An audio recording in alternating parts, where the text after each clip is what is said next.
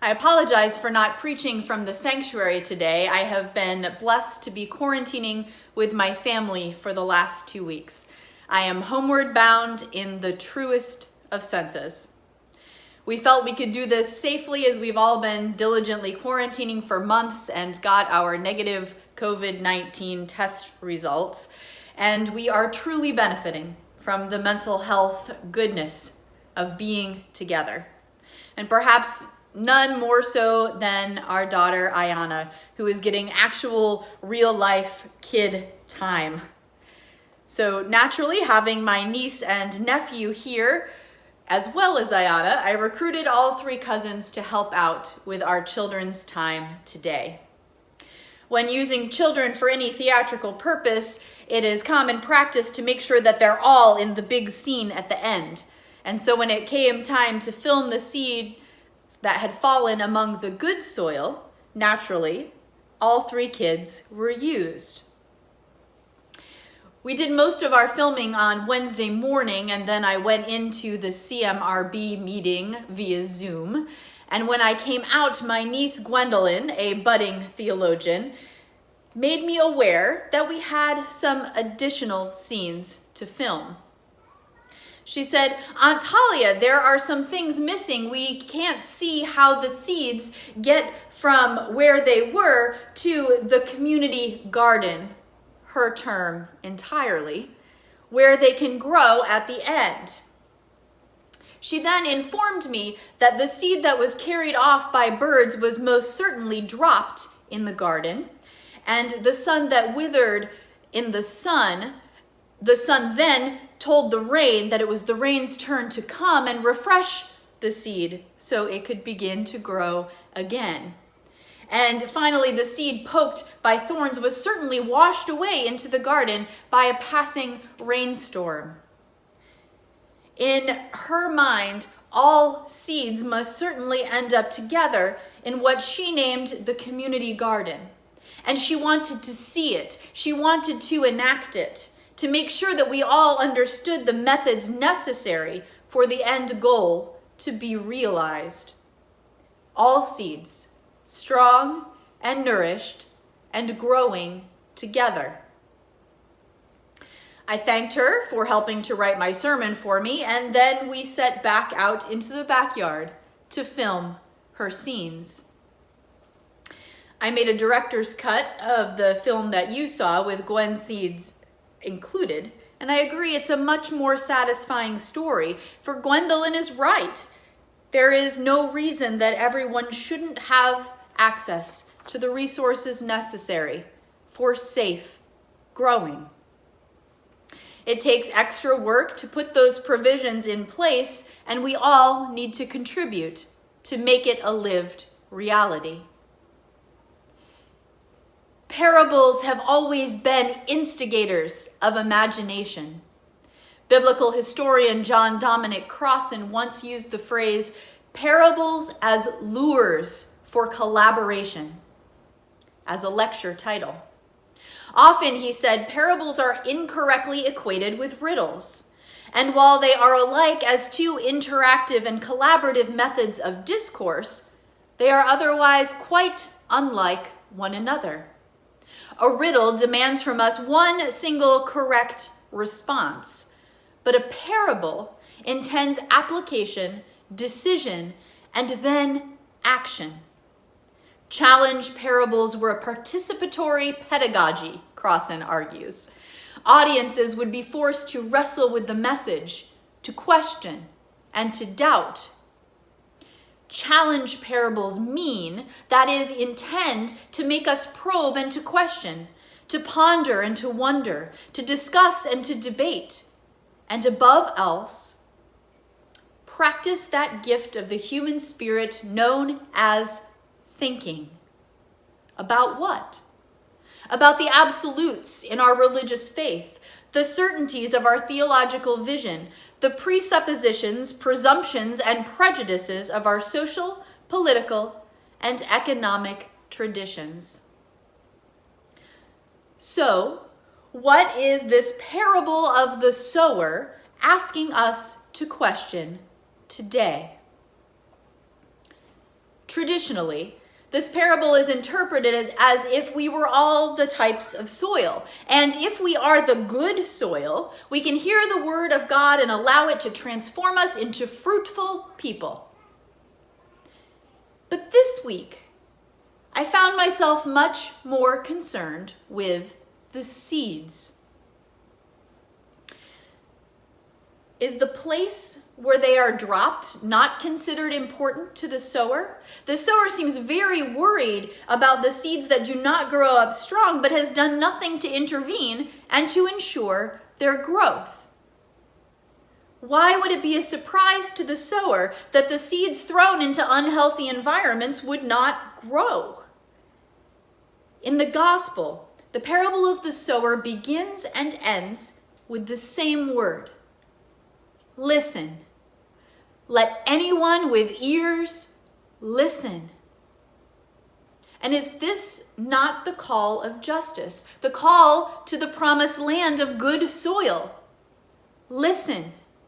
Listen to those who are choking, those who are being carried away, those whom the power structures seem to expect can grow just as easily from rocky places as from comfortable ones. Perhaps this week, this parable is calling me to listen to the stories and the lived experiences of those calling out for justice, and to be willing to wrestle with my own privilege, to remove myself from the sower's position of agonizing and grieving that some seeds just aren't growing, and set about working harder to ensure that all seeds have access to good, safe, and nutritious soil. This parable also reminded me this week of the myth of meritocracy. Meritocracy is a sociology term for a society in which an individual's upward mobility is directly correlated to hard work, but not with unearned advantages such as white skin privilege or the social class that one is born into. Many white Americans are still surprised to learn that the United States is not, in fact, a meritocracy. Kimberly Dennis, who is a professor at Rollins College, writes, "The United States is a land of equal opportunity, we are told, a place where any child could grow up to be president. Americans, especially white Americans, celebrate their belief in this commonly held truism. We even have a name for it, the American dream." This core component of our national identity holds that our country offers a uniquely level playing field where every child or immigrant can achieve anything if they just work hard enough. We have a name for that too. Pull yourself up by your bootstraps. Because we are taught to believe in the myth of meritocracy with almost religious zeal, white people face an enormous conceptual challenge to understanding how legalized racism has blocked Black Americans' advancement in the 155 plus years since the end of the Civil War. White Americans are even taught loyalty to the myth of meritocracy as a core component of patriotism. For example, many white Americans would likely consider it simply unpatriotic to deny that all citizens of our country have equal access to opportunity. Now, I know that we as UCGers as a whole would consider ourselves more woke than this and have done much work to understand and dispel this myth, and especially with the help of our Racial Justice Committee, to examine systemic racism and our role in its perpetuation. However, it is important for me to remember that this belief in the myth of meritocracy still blinds many to the realities faced by Black Americans and prevents us from fully engaging in the struggle to end racism. Dennis concludes, questioning what we have been taught about opportunity and equality in the United States can help white people understand systemic racism and listen with open hearts to what our Black friends, neighbors, and fellow citizens are trying to share about their lived experience of the American dream. The United States is a land of great opportunity, and white Americans can help transform our country into a land of equal opportunity by examining our attachment to this myth of meritocracy. For me, this parable of the sower and the seeds is a helpful illustration of this myth. I was planted in good soil. And yes, I have worked hard at a lot of things, but I also had a system of fertilization and irrigation supporting me all along the way. To go even deeper into metaphor here, I don't think there is bad soil. The only bad soil is the soil that we spoil with acts of violence and indifference. Birds of greed who create food deserts, whisking away resources to hoard them in gated neighborhoods. The choking weeds of environmental destruction played out overwhelmingly in the effects of environmental racism in communities of color. Shallow, rocky pathways that are policed heavily with no detours available to equitably financed health and education resources. Paths created with the intention to lead in separate ways, creating effective pipelines to poverty and to private prisons. It's all good soil, and it is long past time to stop these toxic machines designed to continue to pollute it with institutionalized systemic racism. The Reverend Otis Moss III, who you may know as the senior pastor of Chicago's Trinity United Church of Christ, presented a 22-minute cinematic sermon on May 17th during Trinity's online worship, and that sermon has now been viewed more than 108,000 times on YouTube. During his sermon, Reverend Moss described Ahmaud Arbery's February 23rd murder while jogging in Brunswick, Georgia, this way. He encountered two men who tested positive for Confederate COVID-16-19, Moss said, incorporating the year when enslaved Africans arrived in English-occupied North America. This disease is often asymptomatic and spreads through human contact, rhetoric, ignorance, and family relationship, he continues. Ahmaud Arbery, a man of potential, was attacked and killed by men infected with America's most common and potent viral agent. This virus alters the eyesight of the attacker, weaponizing the body, giving the illusion of blackness as a threat, making melanin appear as a weapon and any movement as potential danger.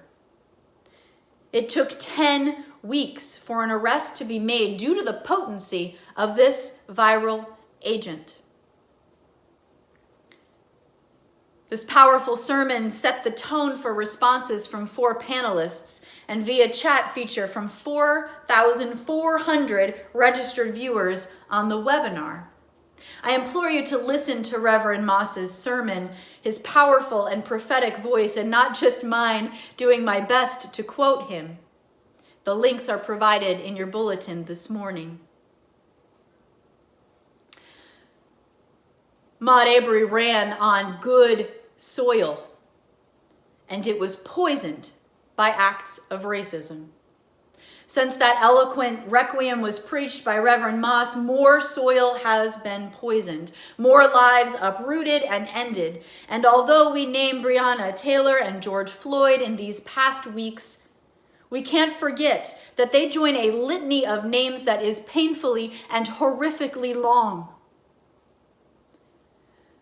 But just as nature has thrived in this time when our lives have been upended, so too, it seems, has the call for justice and for truth. To borrow an oft-used phrase from Mexican activists, they tried to bury us. They didn't know we were seeds. Look at this world in motion, a world at the precipice of transformation. Every step in protest is a reclaiming of that soil, naming it good soil, tearing down and reimagining the symbols that choke us, proclaiming that on that hallowed ground, which is to say all ground, Black lives matter. As my niece reminded me this week, we all hopefully have been reminded that we have many additional scenes to add to this story of dismantling racism before any of us can say the end. I have ears and I will listen. I will commit myself anew to being teachable, open to correction, to practice self-examination, and to uproot systems of bias that I will surely find within myself. These systems that have no place in a community garden of a whole humanity. Throughout this new worship theme, it is my hope that we will explore together what it means for our own lives to be homeward bound. In many ways, we are literally bound to our homes. But we are also engaged in some way in this movement forward, active in creating a world where we are all bound for the promised land of good soil. A safe home for all, safe communities for us all to emerge into. My hope is that we as a country may finally, collectively be homeward bound. I am so thankful that I have the opportunity in our Gainesville community to be a part of a network of interfaith leaders committed to the act of justice and of peace and of prayer and mourning together. Last Wednesday, I was honored to be asked to speak along with about a dozen of other interfaith leaders by Rabbi David Kyman, who organized what was called a virtual rally and prayers for George Floyd and our Black community. I chose to offer a prayer that evening, and I would like to close with that prayer today. Will you pray with me?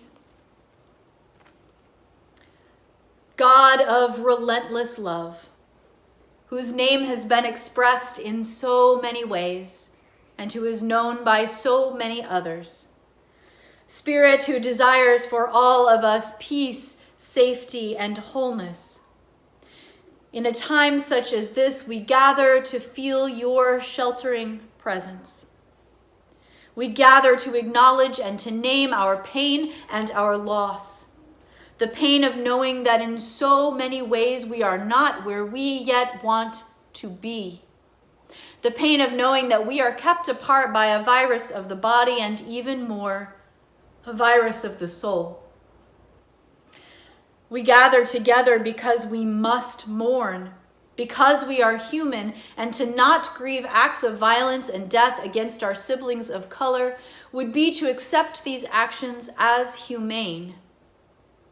We grieve because death and institutionalized dehumanization should not happen. And we ask that together we are guided from mourning into action because it cannot continue to happen. Remind us, O movement of mercy, that no justice has ever been realized without difficult and committed work. Challenge those of us who have been born into bodies of privilege to recognize that we must not only work to understand our privilege, but also to dismantle it. For we know that privilege is not given by you divinely to one kind of people, but instead is created by human systems of fear and of greed that have built it into structures of power. Give us all the vision and the strength to continue to unmask this virus of racism that has been spreading for too long. the asymptomatic and complicit cases as dangerous as the deadly ones.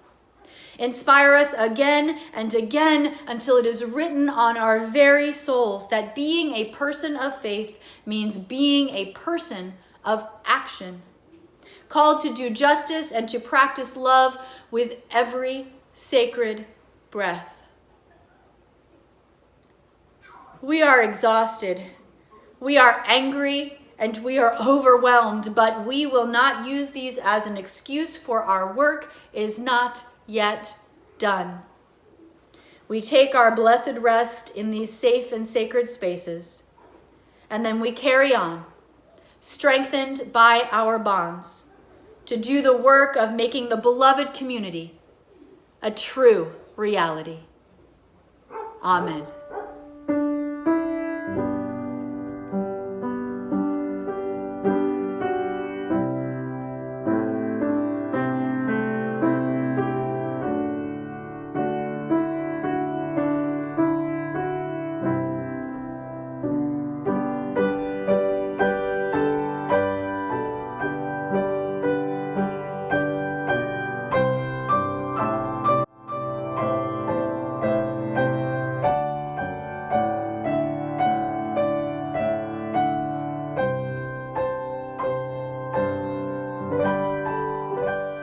Thank you for joining us at the United Church of Gainesville today. To learn more about who we are and what we believe, and to support our ministry, please visit ucgainesville.org.